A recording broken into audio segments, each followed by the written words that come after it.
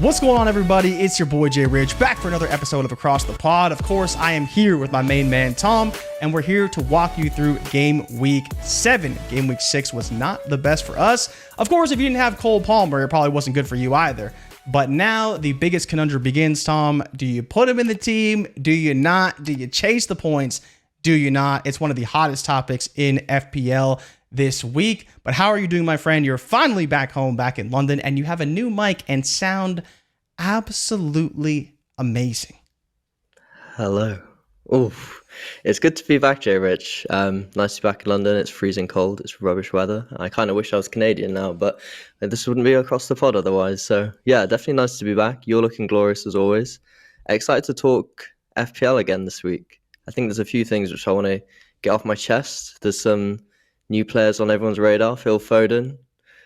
You've also got Cole Palmer. Like you said, do you want to chase the points? I want to talk about Trent. There's a few differentials, and also I want to talk about what you should be considering if you're wildcard in Game Week 7, or just my general watch list for players to bring in this week. So quite a lot to get through. Obviously, we'll try and quiz you again. I want to get your insight on a few things, but otherwise I'll pass back to you and you can lead us in. Yeah, I just need you to remind me to never go against my gut again, because we talked about the Tottenham assets with Solanke. I brought in Solanke and Madison to my personal team, and then, of course, it turned out that I should have just stuck with Watkins because he played so well. He had the fantastic matchup, and I should have just done that. But let's get into what happened this week, because you look at the top players, of course, Cole Palmer, 25 points, 4 goals in the first half, absolutely ridiculous. I think there's a lot of discussion this week about Martinelli and Trossard, because Trossard especially has been playing very, very well, and Martinelli has been great on the wing for Arsenal. And of course, the matchup this week is phenomenal. We talked about going 2 in the back for Arsenal, or do you go 2 in attack? We obviously have 2 in attack on our team. Didn't work out for us, but hopefully things will change with Southampton this week. Palmer, of course, one of the most transferred in players. And Mbeumo, once again, phenomenal, playing at a very, very high level, scoring goals, playing great. Nick Jackson on the other end probably should have scored 2 goals himself this past week. McNeil, who I need you to talk me into, because I hear all the talk about McNeil and how he's playing for Everton and how you have to have him in the team. He's too cheap. Luis Diaz, people are really chasing the points, in my opinion, with Diaz. Isak, probably not going to play. Eze, I know we're going to have a conversation about Eze because we keep believing in him, and a lot of people are transferring him out. Mo Salah, of course, coming off the fixture swing, and Bruno Fernandes, who maybe will be okay now that he's going to be active. You know, you see there's a couple injuries, nothing too major though. It's been a pretty good week, especially midweek with the Champions League. We can go to our team where we struggled. Very clear here when you talk about why we struggled. It's Gabriel didn't get a clean sheet. Trent didn't get a clean sheet. Because of that, our team was really, really bad. Havertz did score late. We did get the goal from Mbeumo. Mitoma once again struggled. Eze once again struggled. Hollins did not play very well against Newcastle. Surprise, surprise. We didn't really call that, but we were definitely a little bit concerned. Jota did play pretty well, though, so I was pretty happy with him. And Harwood Bellis with 7 points off the bench, which you just love to see when he outperforms our top defenders. So going into this week, Tom, we have 1 transfer, which is already a bit of a problem for us. We have 1 transfer. Our defense is solidified. Our midfield needs a lot of work. Up front, we're pretty solid, though, with Holland and Havertz. Where do you want to start with this team, and what do you think we should do heading into Game Week 7? Wow, that was quite the monologue. I don't think my brain's big enough to take in everything that was said and try and respond to it all. But the ones that stick out to me were, you mentioned Trossard and Martinelli, which I was definitely considering last week, but I just think that ship sailed. I don't think they're going to, when Odegaard's back after international break, they're going to start to be more rotation. I think for Arsenal assets, you want ones that are guaranteed to be playing. So whether you went with double defence or Saka and Havertz, I think just stick with what you've got. I wouldn't be looking to bring in Trossard or Martinelli this week. You mentioned me trying to talk you into McNeil, and I want to do the exact opposite, is talk you out of McNeil. I understand, I know he scored 2 goals, and on paper, if you don't watch Everton, you don't know Dwight McNeil. You're like, who is this 5.5 midfielder that's coming in and banging in these goals every week at 5.5 million? What a bargain. But I think if you click on him and you look back at the past seasons, you can see his expected goal involvement is horrendous. Yeah. I also just think Everton don't look fantastic. They have great fixtures, but if you're going to target anyone from those, it's going to be DCL or Mikalenko. Yeah, I think go to history and scroll down to previous seasons. You can see like how little he tends to score involvement. I just think this is one of a classic. You'll see the casuals start to transfer in Dwight McNeil and just let them do it and just avoid this at all costs because, yes, he's had a couple of good games, but that's just not going to be continued. And I think there's other better enablers to that price point. I've still got Rodgers in my team, and I think he obviously scored again this week.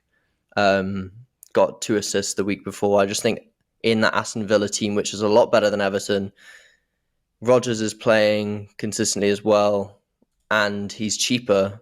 So I just think Rodgers for me is just a better enabler than McNeil. And I think the midfield is kind of what I'm seeing with a lot of wildcard teams. And if you look at a lot of what the pros are doing now with wildcarding or trying to think about team structure, is they're going quite light in defense, quite light in attack other than Haaland, and just absolutely buffing out the midfield because those are the players that have the chance to go nuclear.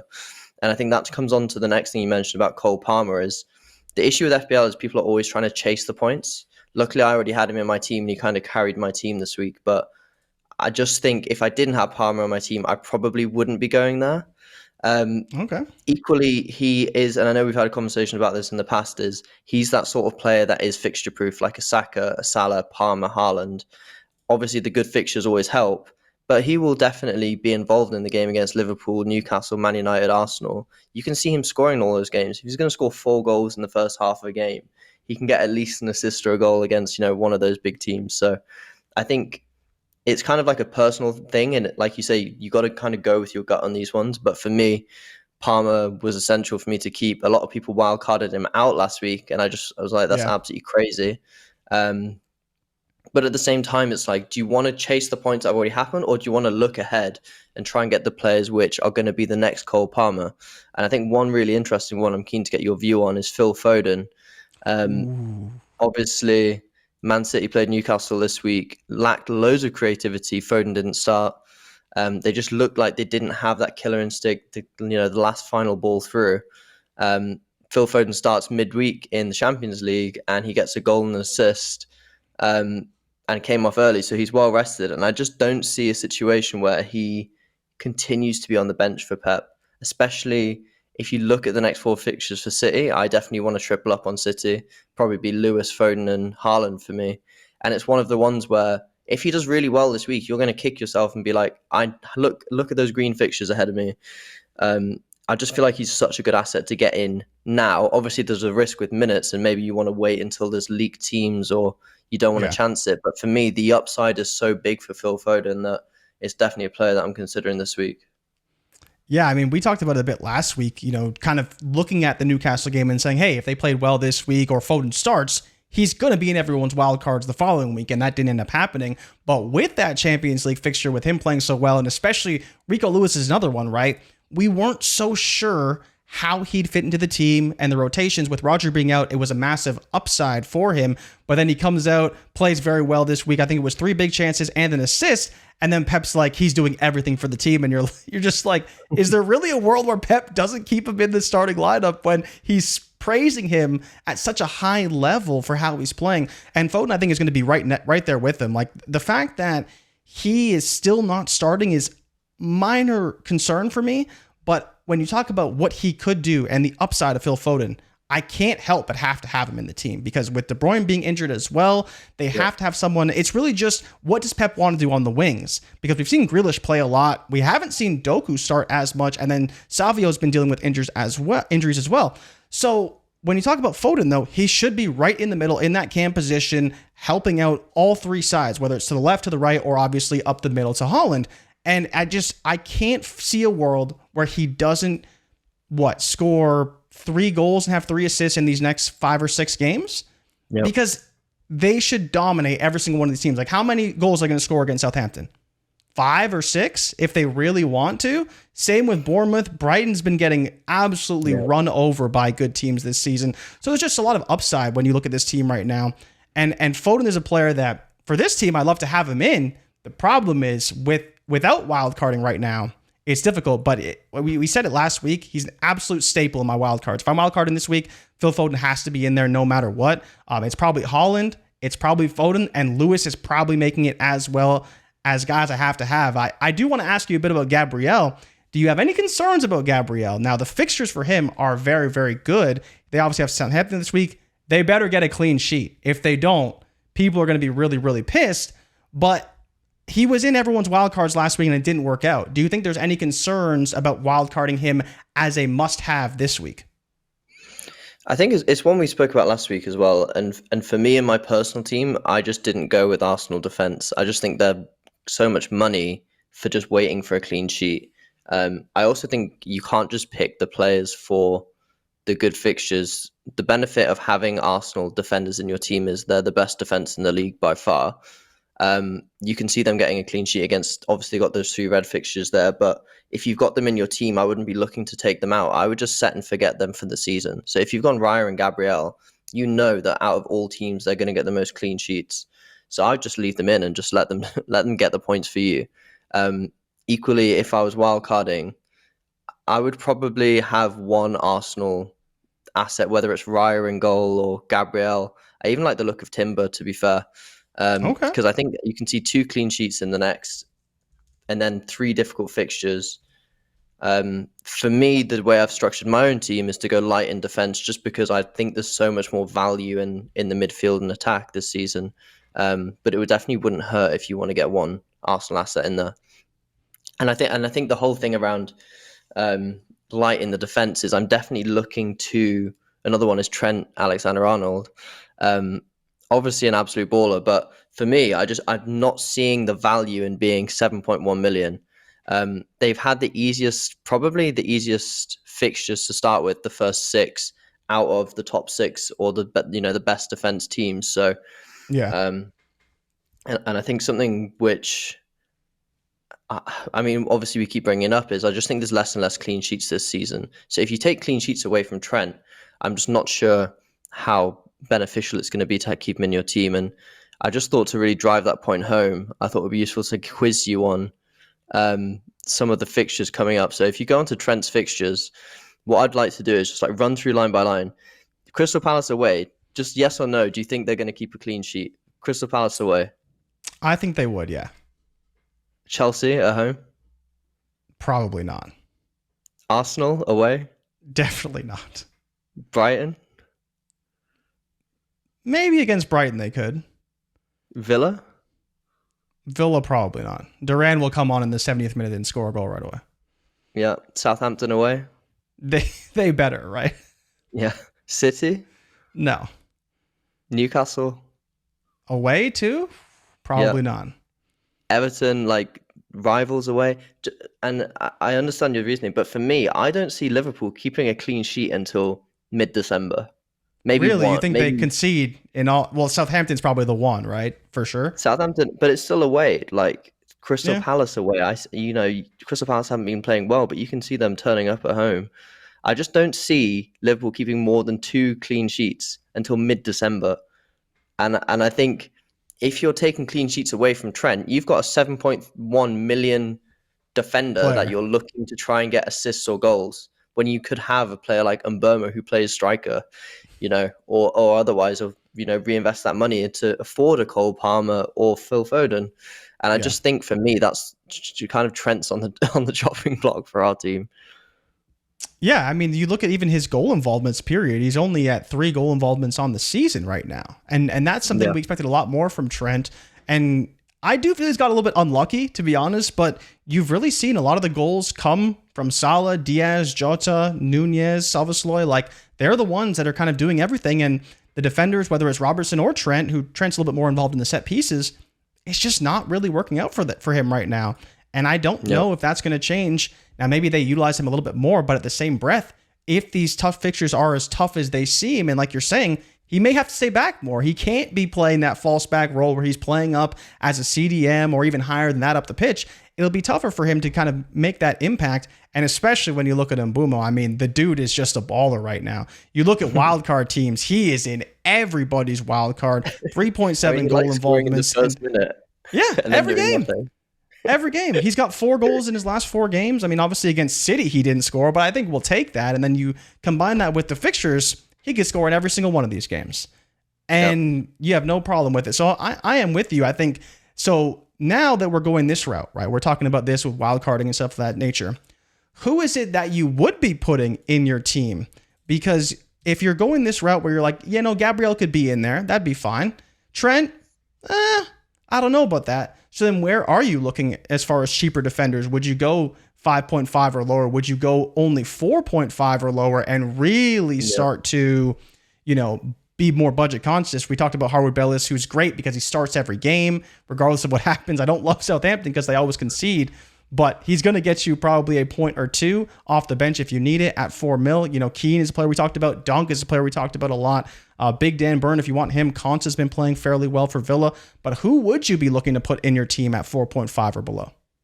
Well, I'm glad you asked that. Let me share my screen and let me talk you through some of the assets which I've got my eye on. So I think for me, these are kind of the players which I'm starting to think about. If you want to talk about, I don't think we need to talk about goalkeeper. It stands from last week. I think Flecken has the best fixtures at 4.5. If you want a 4.5 million keeper, I think Flecken's the way to go. If you want a set and forget keeper for the rest of the season, put Raya in. And he's also a better entry point at, 0. And you save 0.6 from a Gabriel to Raya. And I also like the way the bonus points works for keepers. So I think we don't need to talk about that too much. On the defender front, though, I do still think Gabriel is a really good option.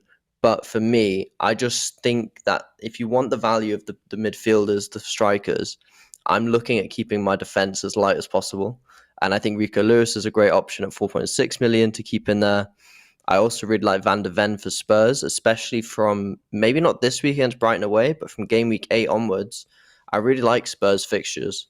And I think Van de Ven offers you some attacking output as well as obviously got an assist this week.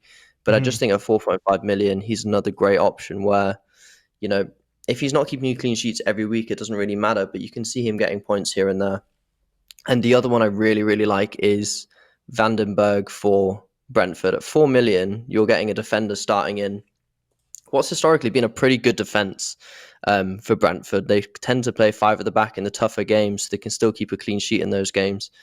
And I think for their fixtures coming up as well, if you haven't gone Flecken or if you even want to double up on Brentford defence, I just love a playing 4 million defender that you're not expecting anything, any points you get as a bonus, but then it enables you to put have Saka, Palmer, Foden, Haaland up front that are going to bag you points. And it's kind of just helps you a little bit with the saving the money to here and there. The other one, which I'm seeing quite a few teams putting in, which I do quite like, is Timber. The only question for Arsenal is kind of like the rotational aspect. I think Timber's probably first choice. It'll be Saliba and Gabriel, and then White and Timber at left back, or Calafiori at left back and Timber at right back. And I think Timber is the one that will always feature as third. So I quite like him at 5.5 million as well. Is there any defenders there which you think we're missing out on? Or obviously you mentioned there's other 4.0 playing defenders, but I just don't think there's many fixtures right now that are quite streaky in terms of everyone has a really good fixture run, other than maybe Brentford and Spurs coming up and City. So that's kind of why I went for the two Vanders and the Vanders. The Vanders.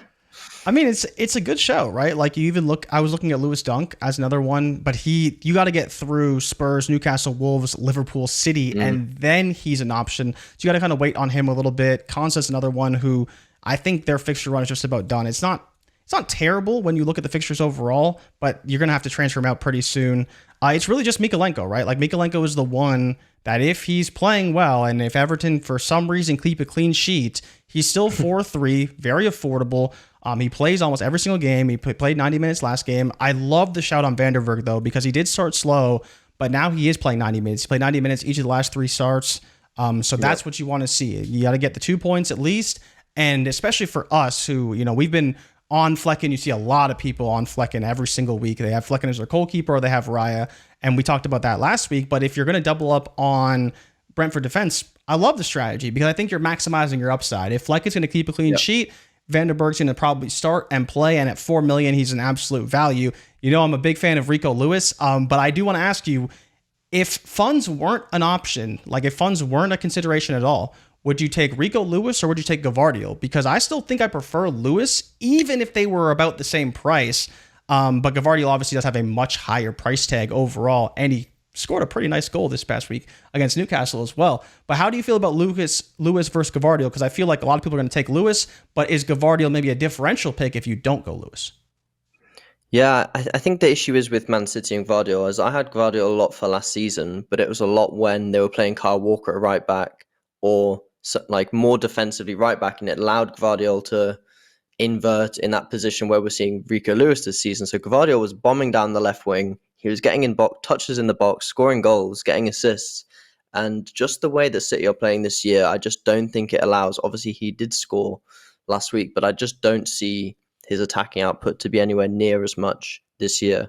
And I think for a City defence, which I think have only kept one clean sheet this season, if that, I just think 5.9 million is probably too much for a defender, which isn't going to offer too much else. If money wasn't an object, I'd probably pick Vardiol over Lewis just to get rid of the minutes headache and just know he's going to play every week. But I do think Lewis offers so much more. I mean, you saw it in the Champions League. He got another assist. His like heat map was like all around the opponent's box. At certain times I was watching the game and just looking as like, okay, my 4.5 million defender is stood in the opposition box waiting for the ball. He's standing right next to Holland. Yeah, so it's absolutely crazy. And Pep's praise for him is just like completely off the chain. Like he says, he loves talking about pockets of space, saying like Lewis operates and he's better than anyone he's seen in that area. So I do think there's just so much upside that I love the fact that I've got him in my team, and I'd probably urge everyone to get him in at some point. And even if he doesn't play, just have players around that can kind of fill that gap. Talking about the pockets of space, though, I know that's kind of how brings us on to the midfield in Phil Foden. We talked about him earlier. I know Pep came out this week and praised him and said, like, good to see him smiling again, playing. And said that Phil Foden was the best player in the Premier League last season, which is actually quite hard to argue with. I think he scored 19 goals, got double-digit assists. In FPL, got over, I think, around 230 points, which is just absolutely crazy. Outscoring the likes of, Salah, Saka, up there with like Haaland's numbers. So if he can get him in for the next fixture run, and I think if he's playing, it's just a player which can, get you a hat-trick in a game from midfield, which is just absolutely crazy. And it's one that I really like this week and for the next few weeks. So if you're on Wildcard, definitely one to consider. You can also kind of wait and see, but that just like, for me, it's just like lesson learned from Palmer. A lot of people wait and see on him, and he scores, 22 points last game week. So I can definitely see Phil Foden, at least getting like a 10-point haul this week, and then everyone's rushing to get him, and you're kind of like one step ahead of the game, especially if you're wildcarding. Rodgers, we talked about, love the enabler. Think Villa still have a good few fixtures coming up, but at 5 million, you don't really need to talk too much about him. Just great to have him in. I think there are other people around that price point which I'd be looking at. I know a lot of people transfer in Tyler Dibbling for Southampton, who was actually looking like he was playing striker for them. And at 4.5 million, it's not a bad option, but it's not kind of the player you want to be playing every week in and out. So I like him if you're playing 3-4-3 and you have him as your fifth midfielder, but I wouldn't have him in to start. Cole Palmer, enough said, like fixture proof. I love him. Baller. And Burma, we said great fixtures, got on a goal scoring streak at 7 million as well, playing Brentford talisman. I think he's fantastic. And then Saka's an interesting one. I've seen a lot of people looking at doing the switch from Saka to Palmer, and I just don't see the value in that. And the sort of two players that are fixture proof, Arsenal probably have better fixtures coming up as well. They're both on penalties. For me, I don't see any reason why you would transfer Saka out. Obviously, he didn't have a much attacking output in the last game, but I just see him as being Arsenal's best player, and he'll start every game. So for me, Saka's definitely a keep. Yeah, I mean, you look at the next two fixtures, and this same conversation we had with Havertz, where when you have Southampton on your schedule, why would you transfer a player out that week? Like, I understand Cole Palmer just scored 4 goals and a half, but I mean, Saka's probably going to get a goal or an assist, and at that point, you want to have him in your team, and then they followed up with Bournemouth away. Like, how many goals is Arsenal going to score against Southampton at home? Probably 4 or 5. The way they're playing right now, I don't know if you saw how well they looked in the Champions League. They dominated the Champions League game as well. So it's just, I think they're playing at a very high level, and especially this past week against Leicester, they had a very tough game. That you kind of expect them to play very well at home against Leicester, and Leicester played very well against them, but they had to they had to overcome it, and they ended up scoring 4 goals and played phenomenal football. So I'm with you on Saka. It was surprising he wasn't more involved in that game, especially with how it ended up playing out. But against Southampton at home, he's a guy that you have to have in your team. I don't know why you transfer him out. I love Palmer, but it just doesn't make any sense. They got Forrest, which is fine. It's still a good matchup, but I still think I prefer Saka just because I know the output is very high. I don't see Smith Rowe on this list at all. 5.8. Do we need to revisit Smith Rowe? Because you never want him on your team. You're not there with Smith Rowe. You see a lot of people have him. I believe he's 29% selected. He's one of the highest selected players right now in FPL. Yep. Where are you at on Smith Rowe? I had Smith Rowe originally, and I got him for the first 10-pointer, but I just watched the way Fulham have been playing, and he does do really great late runs into the box and kind of scores goals. He scored against Newcastle when Nick Pope decided to push it into the net. I just think he's a player who's going to play 75 minutes for Fulham. Yeah. Their attacking output doesn't look fantastic. They obviously got like Traore and Raul Jimenez. So there is some threat there, but I just don't see Smith Rowe being completely prolific and Fulham scoring more than 2 goals a game kind of thing. So for me, alongside some difficult fixtures, I just much prefer Morgan Rogers at a lower price point. I do like Smith Rowe as a pick, but I just think there's so much more value elsewhere. So it's kind of like you want one enabler in the midfield, and if you think Smith Rowe is going to be vital in that 10 spot for your team, then I do kind of back it. I just think Rogers is better. And you'll see most of the pros wildcarding this week will go without Smith Rowe. I don't see anyone transferring in Smith Rowe. I think it's kind of like they got City away this week, right? So it's probably not going to happen. Yeah, exactly. Like a couple of good games, you just see loads of people bandwagging, bring him in, but you'll see everyone wildcarding last week and this week trying to take him out. So I think that kind of ship sailed, unless he starts to score again. Like next game he scores 2 and everyone starts looking at him again. But for me, I just don't really see that happening. So then I got to ask you about these 5 midfielders, because I'm kind of with you. I like them all. Like if I was building a team, I would say Foden has to be in there. I would say Rogers has to be in there at the value. Mbeumo probably is going to be in there as well. I think the value upside mix is there. Yep. Saka is interesting because the next 2 fixtures are good. Then they have 3 bad ones. So do you want to maybe look somewhere else? And that's where you get into Saka versus Palmer if you're wildcarding. So I do want to ask you about that. And then if there's anyone else you'd be considering, because Semenyo is another player that a lot of people liked this past week. And now he has a tough fixture run after they have Leicester, because they have Arsenal at home, Villa away, and then City at home. But after that, Semenyo looks very, very good. But if you are wildcarding, maybe you want to have him even through that tough fixture run because of the price, but he probably goes down in price a little bit. But was there anyone else you could be considering off wildcard? Because I think these are all phenomenal options. If this was your wildcard 5 midfielders, I think it's a great shout. I think it's a great look for the team. Now you'd have to go cheaper on defense, especially if you want Holland up top. But to close out the midfielders, is there anyone else you were kind of considering either cheap or more expensive as well? Yeah, there's actually a few that I've seen that are quite interesting. I'll quickly touch on Semenyo, and I personally never liked Semenyo as a pick. You know, I said that last week. I just don't think there's value in a Bournemouth midfielder at 6.5 million. I know people are seeing him as like prime Ronaldinho on the wing for Bournemouth, trying to bring him in, and he obviously did score, but he only had 1 shot on target last week, and it was like a really good fixture. They've obviously got a really good fixture this week.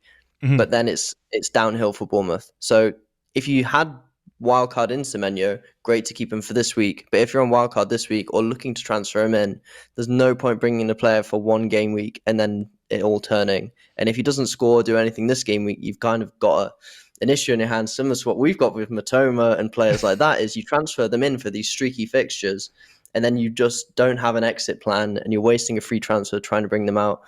Which is why I think that midfield 5, which is kind of my midfield in my team, if I look to bring in Foden, is kind of just like set and forget. They're fixture proof, and then you can use your free transfers to plan down the line.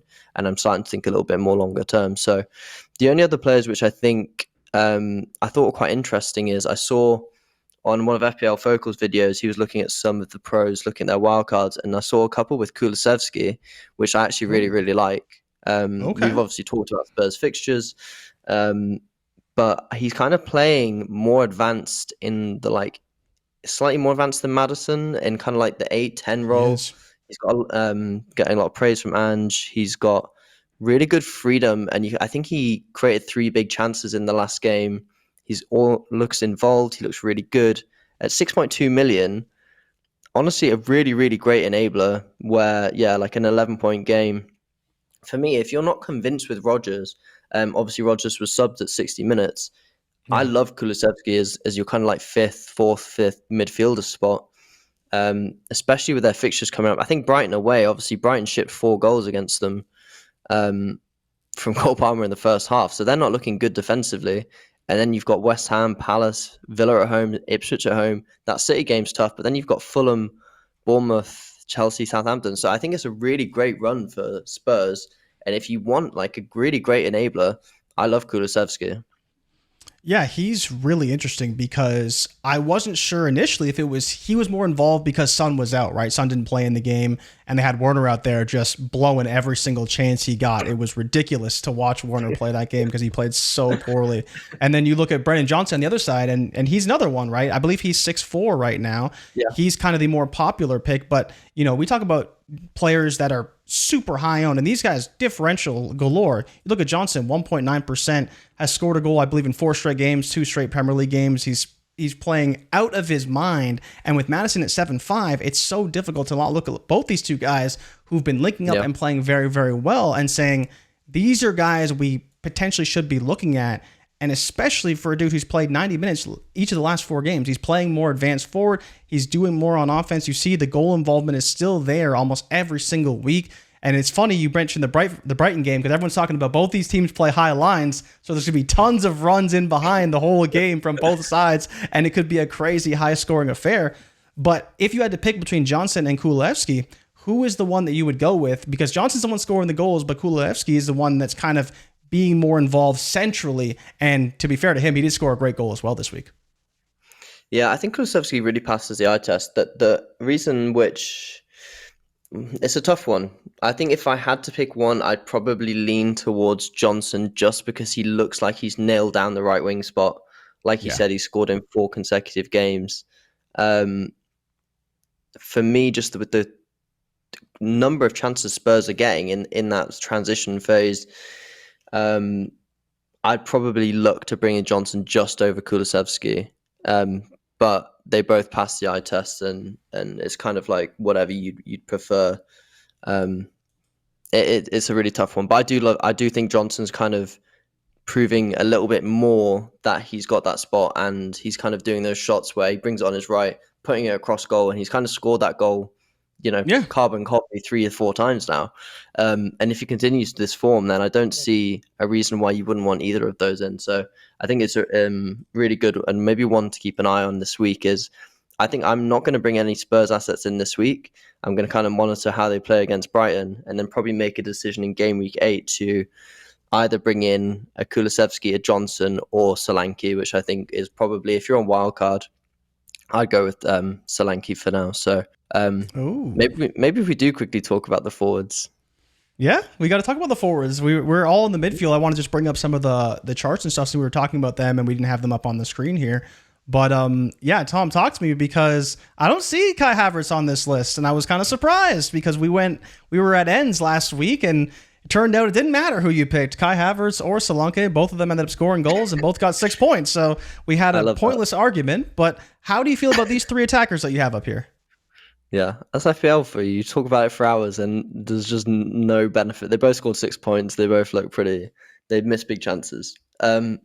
I think Solanke, the reason I haven't got Havertz in here is because he's got a great fixture against Southampton at home, and then Bournemouth away. I just think after that, he's got really big games. And for me, Kai kind of goes missing in those big games when they're going to start to play Liverpool, Newcastle, when the defenses get a little bit more rugged and Arsenal aren't playing the free-flowing attacking football that they play. I see Kai going missing and drifting in and out of pockets of space and not getting involved, not getting his foot in. So for me, I think if I was on wildcard or looking to bring one in, I'd pick Solanke now over Havertz. Obviously, if you've got Havertz, then definitely worth keeping in for Southampton at home. Again, like you said, crazy to take anyone out when you're playing Southampton at home. But I just like Solanke for that run of fixtures, what we just mentioned for Spurs. They're creating so many chances. He should have probably scored 2 or 3 in the Yeah. last game. And the only thing is to mention is that inconsistency in his ability to finish is been a staple in the last 3 or 4 games. We look at all the games that Solanke's played and probably said he probably should have scored 2 or 3, and he's only scoring 1 or nothing. So it is great that they're creating the chances. They're just not finishing them. And if that's like a Nunez from last season or, Yep. Nicholas Jackson, if Solanke's going to be one of those players, that's when I'd start to think about turning to, just a Watkins or someone like that, where they're going to play and they're going to finish their chances. So for me, I'm still looking to monitor Solanke against the next couple of games, and then I'll probably switch Havertz to him in game week 8 if he's still playing well. The other strikers, I mean, Haaland we don't need to talk about, but Watkins for me, I've forgone the idea of bringing Watkins into my team. I think he costs a lot of 9.1 million. He scored again, got an assist. I just think that obviously Duran came on in the Champions League and scored and they beat Bayern Munich. I just think with Duran breathing down his neck, with the amount of games they're playing, I can just see him playing like the minute he doesn't score, there's going to be questions about why is Duran not starting. So he's kind of like keeping him at bay. And obviously in the last game, they brought on Duran and Watkins played together. So it's not, there is a possibility of that. I just don't see Emery changing the system though to accommodate both of them. And you can see Duran maybe starting in one of the Prem games while Watkins starts in the Champions League and that happening. So I think a 9.1 million striker who's going to play sometimes 60, 70 minutes and may not start going down the line, given Aston Villa's fixture congestion, I kind of talked myself out of it a little bit, but still a great player to own and one of the best strikers in the league, So that's kind of where my head was at with Watkins.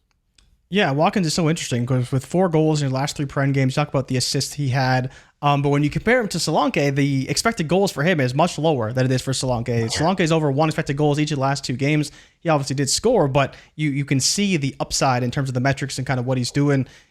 And it's funny you bring up Watkins because everyone was really frustrated with him those first 3 weeks. And then Everton game comes, he scores 2 goals. It's like, okay, we can relax. He's still good. He's still going to be great for FPL, and you can still have him in the team.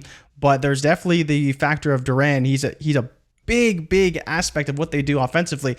And I think this is one of the first games we finally saw where they did play together, and even Durant still scored in 3 of his last 4. He just didn't score against Ipswich when he came on, which is the only game he has in the last 4.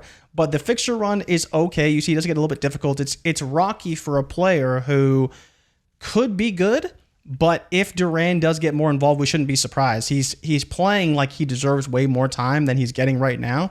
And with the Champions League being as difficult as it is, and I believe Villa has one of the tougher runs, them and Liverpool with their lineup of fixtures for both teams is like incredibly difficult. Villa, especially in the Champions League, is very, very difficult this year. So we'll see about them. But yeah, I'm kind of with you. I wanted Watkins this week, but I think going forward, he's not quite a staple for me. But is there anyone else that you did want to bring up in terms of the wild card? Because I think we've kind of solidified who we would select on wildcard, right? We didn't really talk about the defense too much, but for me, it'd be Gabriel, it'd be Vanderberg. Van de Ven, I'm kind of okay on. I think I may try and save the money and just go cheap with like Mikalenko or something like that because Tottenham is still conceding a lot of goals. Lewis is a must for me. We talked about Lewis versus Gavardiol. It's Lewis for me. I'm just going to save the money. I'm going to take him. Haaland is absolutely happening.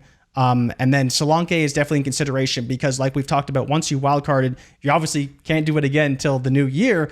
And the run for Tottenham is so good. Would you consider having 3 Tottenham assets in your team though? Because I think that'd be a popular potential choice to kind of take you all the way through to the new year. Solanke is one player we really like. Brandon Johnson's a player you've brought up. Kulusevski's another one you brought up. Madison's involvement is crazy. And then you even have Van de Ven on your list here. But who are the guys that heading into this week you have to have in your wild card? Yeah, I mean, it's a tough one. Maybe we can have a look at our team as well in a little bit. And if we need to make a decision whether we're going to wild card. But out of those, I think Flecken's a must. Vandenberg at 4.0 million is just like, don't overlook that. You've got a starting defender for 4.0 million. Yep. Lewis, I think, is a must. And then you probably want 2 other like solid starting defenders. There's none which really jump out to me. I do like Mikalenko at 4.3, and I'm seeing a lot of people putting him in. I liked him last week as well. I would definitely probably include Mikolenko in my team. Ooh, If you're now we're talking. wildcarding, I think Mbomo, Rogers, Foden, I love those three. I'd have Okay. all five of that midfield personally, if you can Okay. afford it. Okay. That's what I'd be looking to do. And then Haaland and Solanke is probably just the way I'd go. The only other strikers that I've seen, I mean, people are still stuck on Chris Wood, which I think just get him out of your team. People are stuck on Calvert-Lewin, I think get him out of your team. Yeah. Um, at that price point, I saw FPL Raptor as wildcarding, and he's got Cunha as a striker in his team Really? at the moment, which I thought was a really interesting call. I really like Wolves fixtures from I think around game week 8. It might be longer than that. Yeah. Once you get through Um, City, Once you're through right? City, that's a really, really good run all the way up until, I mean, that Man United at home still a pretty good game. Even then, you've got Spurs, which are leaky defense, and then Forest. So, if you're looking at long term, I'd quite like Cunha as an option. Wolves don't look great going forwards, and they don't look that great defensively either. But not a bad option. That's just like a differential if you think he's going to do well. And obviously in Wolves defenders, Ait Nuri I really like because he just tends to score so many goals for Wolves. It's like their main attacking threat for a defender. So I like Cunha and Ait Nuri. I just thought that was an interesting one to kind of call out there. Yeah, it's funny that you bring up Wolves because we haven't talked about Wolves at all. I mean, mainly because they concede so many goals. But much like Yeah. Everton, the fixture run, I mean, you don't really want to have a defender for the City game because they're probably going to concede 2 or 3 goals. But even if you do, and you have to ride out that one game, the rest of it is very, very good fixtures for a long period. Takes you basically through the new year, even if you want to have him for that Spurs fixture, whether it's defender or like you have here Cunha, the price he's at, it's very difficult not to like him a little bit. 6.5 is maybe a little expensive for me personally. But again, and that's only because I want to build a very stars and scrubs type of lineup. I get having the balance and all of that, but it's difficult at times And when you. NFL Stars It's and just how it scrubs. is. You got to have the stars and scrubs, man. It's just how it is. But Nice. it's a very good show because I never considered putting him in the team because they're not even playing very well. But I didn't realize how good the fixtures were. So I think for me right now, you look at this team, it sucks, man. It's not good. We want Matoma out. Jota, I don't.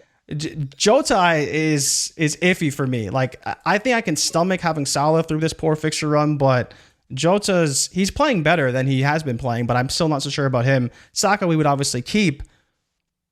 But do you think we should wildcard this week? If you click pick team, let's have a look at what our team looked like this week. I think it's playable. It's just whether we would want to.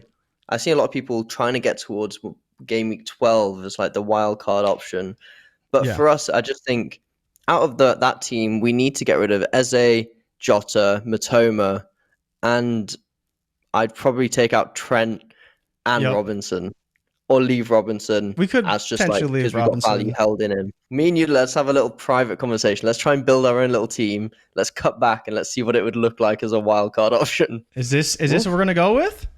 I like it. I'm going with it. You're with it. All right, Tom. Then I will give you the floor, my friend. I'll talk the people through this wild card because it took us a while to get there. A lot of considerations here, but talk the people through the team and how you feel about it and why. I feel like you are the brains, but yeah, let's talk it through it. Let's do That's it. definitely not. The reason we've gone with Raya is because we originally went with Flecken and Gabriel, but for the same one Brentford defense, one Arsenal defense, you're saving around 1 million by having Vandenberg and Raya over Gabriel and Flecken. So I think that's just kind of saving money, which we can then invest around elsewhere in the team. We spoke a lot about Rico Lewis. We're praising him. Entry into the City team, got attacking potential. If he doesn't play, we've got other options around him. Greaves is our staple, like 4 million defender. And I think even though we've gone light across the defensive back line, we've got options to pick the best 3 fixtures out of those 5 players there. I think Lewis will probably play every game, but I know Mikolenko and Greaves have really good fixtures. Brentford and Spurs, obviously, we said we've got really good fixtures as well. So I think even though we've gone really light, it gives us the option to kind of like tinker around with it and not be too reliant on those players, especially if one gets injured. We've got other options. The midfield's looking pretty good. Obviously, we haven't got Cold Palmer in there, But we do have Saka, Mbeumo, Foden, Rodgers, and those four. And I think the way we structured the attack as well is we'll probably be looking to play a 3-4-3 every week with Saka and Mbeumo, Foden, and then either Rodgers or Mavdidi, depending on the fixture and how we're feeling, and then run the front three of Solanke, Haaland, and Watkins, which I think is probably the best three strikers you can get in the game. And I think that's a really well-balanced team, because normally I hate to have value in the team when it could just be spent elsewhere. But I think given we've gone so light in defence, we're saving a little bit of value where we can have more rotation going forward. And I really like the way and the balance of this team. Yeah, I mean, you had to talk me into Raya a little bit. I was pushing back. I wasn't so sold. I was like, I don't know, man. Those three fixtures are going to be tough for Arsenal.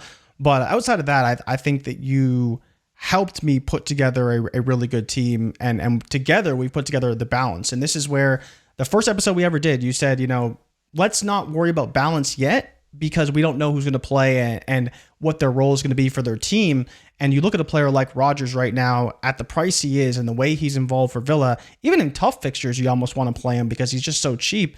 But this team does allow us to rotate a lot, especially in defense and in the midfield.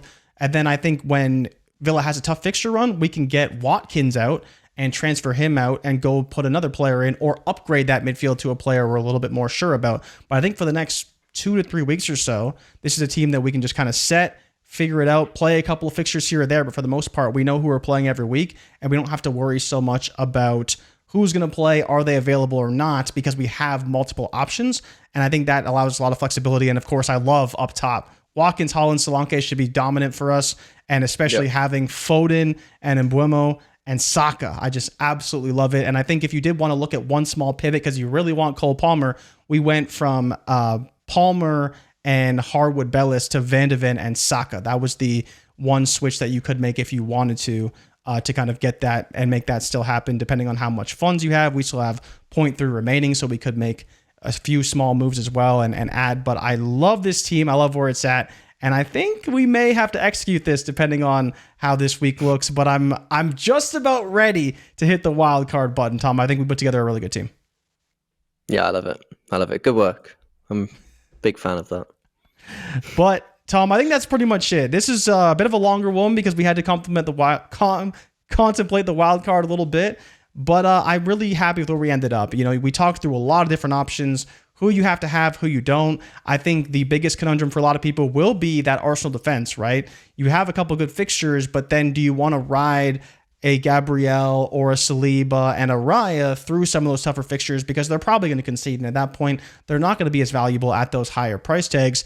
We obviously opted to go another direction, but I think we put together a very good and balanced team that also has a lot of attacking threat as well. But is there anything you want to close for the people on, or any final thoughts that you have heading into Game Week 7? If you're still listening now, just close the video. You've listened far too long to our drivel. There's surely at this point, there's not much more we can say. I think that's it. Yeah, that's about it. But for Tom, I am your host, Jay Rich. Make sure you like and subscribe to the channel for all of our future content. And I think we hit a banger here, Tom. So get excited, because Game Week 7 is here, and I think this wildcard team could smash in Game Week 7. But I love what we put together here. I'm excited for it, and I hope the people are loving it as well. But thank you so much for tuning in, and we'll see you guys next week. We're out. Peace. Peace. Woo.